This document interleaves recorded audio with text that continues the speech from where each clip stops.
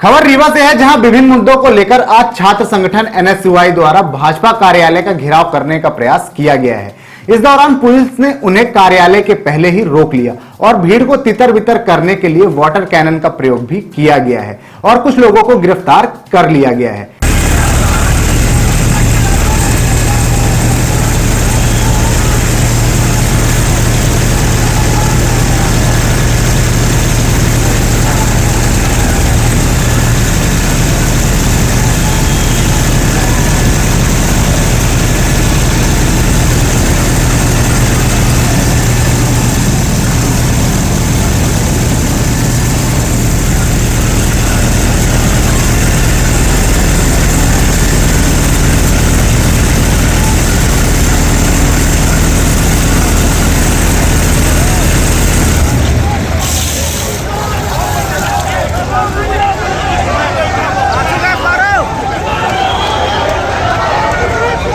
CSP Rajiv पाठक ने बताया कि एनएसयूआई कार्यकर्ताओं द्वारा बैजू धर्मशाला जय स्तंभ चौक में एकत्रित हुए, जहां छात्रों और युवाओं को संबोधित करने के बाद कार्यकर्ता रैली के रूप में भारतीय जनता पार्टी के कार्यालय के लिए कूच किया, जिन्हें रास्ते में ही रोक दिया गया है।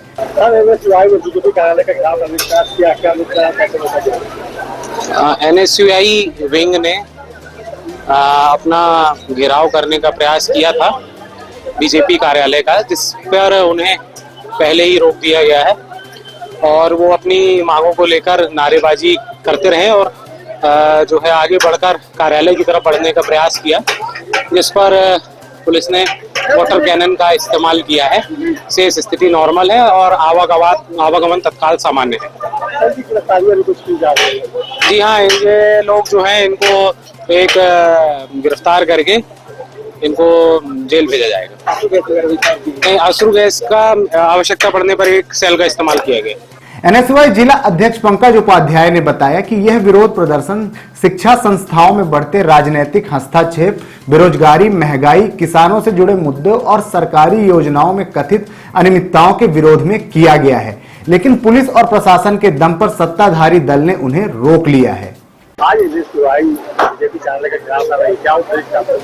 देखिए, भारतीय जनता पार्टी की जन विरोधी नीति जिस प्रकार से चल रही है, चाहे शिक्षण संस्थानों में जातिगत भेदभाव फैलाने का हो, चाहे आपका देखा है भारत अमेरिका की ट्रेड डील किस प्रकार से की गई, जो किसान विरोधी ट्रेड डील है।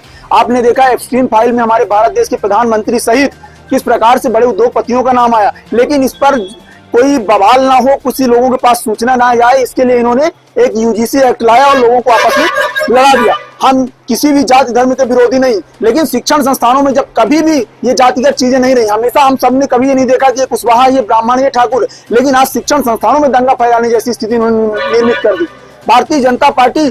आज देखिए, पहले इन्होंने नोटबंदी में लाइन में लोगों को खड़ा कर दिया, आज कोरोना के समय आपने देखा किस प्रकार ऑक्सीजन के लिए इन्होंने लाइन में खड़ा कर दिया। आज देखिए किल्लत मची है गैस सिलेंडर में और प्रशासन प्रेस कॉन्फ्रेंस करता है कि किसी प्रकार की कमी नहीं, तो वो चूतियां हैं जो धूप में खड़े हैं, बेवकूफ हैं वो लोग जो धूप में खड़े हैं। मेरे खुद घर में सिलेंडर चुक गया, मैं 3 बजे से लाइन में लगे थे मेरे घर पे और 8 बजे सिलेंडर मिला, तो कोई पागल नहीं है धूप में खड़े होने।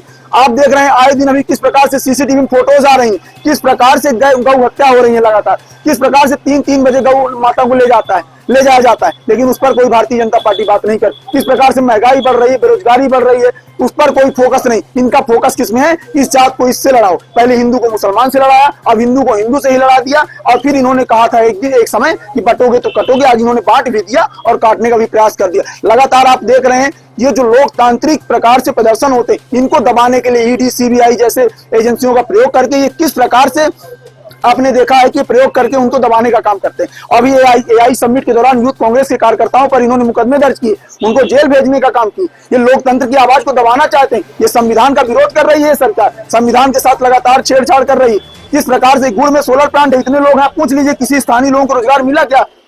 कॉलेजों में बीजेपी आरएसएस का प्रयोग करके शिक्षण संस्थानों में आप एक विचारधारा को प्रभावित करने का काम कर रहे हैं, एक विचारधारा को बढ़ाने का काम कर रहे हैं और भीड़ का हिस्सा बनाने का काम कर रहे हैं। इन्हीं सभी विषयों को लेकर हम एक बड़ा प्रदर्शन करने जा रहे हैं। अभी आपने देखा एक समय बीजेपी कार्यालय के लोग कांग्रेस कार्यालय का घेराव करने गए थे, पुलिस प्रशासन नतमस्तक होकर वो देखती रही, अंदर तक जाने की परमिशन दी। भोपाल में हमारे कार्यालय में तोड़फोड़ हुआ, लोकतांत्रिक प्रदर्शन करना सबका अधिकार है, हम भी प्रदर्शन कर रहे हैं, लेकिन विरोध प्रदर्शन में किसी भी प्रकार से अगर इस तरह से पुलिस प्रशासन काम करेगी तो ये बिल्कुल भी बर्दाश्त के काबिल नहीं है। आज इसी को लेकर एनएसयूआई का एक बड़ा प्रदर्शन हो रहा है और ये देखिएगा आप आज पुलिस प्रशासन हमें कहां रोकने का प्रयास करेगी। आज कम से कम 500-700 लड़के यहां से जाएंगे और बीजेपी कार्यालय की तरफ कूच करेंगे और जन विरोधी नीतियों का विरोध करेंगे। हम भारतीय जनता पार्टी की इस जन विरोधी नीति का पूर्ण विरोध करते हैं और आज ये एनएसयूआई का बड़ा प्रदर्शन है।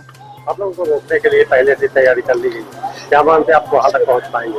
काश यही पुलिस प्रशासन अगर उस समय बीजेपी के कार्यकर्ता जब जगह थे गिराव में, अगर उनको रोकने का काम करते। ये बीजेपी के एजेंट के रूप में काम क्यों करते हैं? ये तो सरकार की पेंशन पेमेंट लेते हैं, तो सरकार के हिसाब से काम करें, उनके लिए तो सभी संगठन सभी बराबर हैं। तो फिर बीजेपी के लोगों को कार्यालय तक क्यों ले जाया गया? हमें क्यों यहाँ रोकने का प्रयास किया गया? हम डरने वाले लोग नहीं हैं, हम राहुल गांधी के बब्बर शेर हैं, हम संविधान के रक्षक लोग हैं। हम लोग अपनी हक की लड़ाई लड़ेंगे। छात्र युवाओं को बेरोजगारी से लगातार जूझ रहे हैं, छात्र युवा सबसे ज्यादा परेशान है। उन्हीं सभी मुद्दों को लेकर आज हम बड़ा प्रदर्शन करने जा रहे हैं। हमें ना पुलिस प्रशासन की बैरिकेड रोक सकती है, हम लाठी खाएंगे, डंडे खाएंगे, लेकिन जनता की विरोधी सरकार को चलने नहीं देंगे। और 2028 में इस बार युवा और छात्र सबसे ज्यादा इनको जवाब देने का काम करेगा।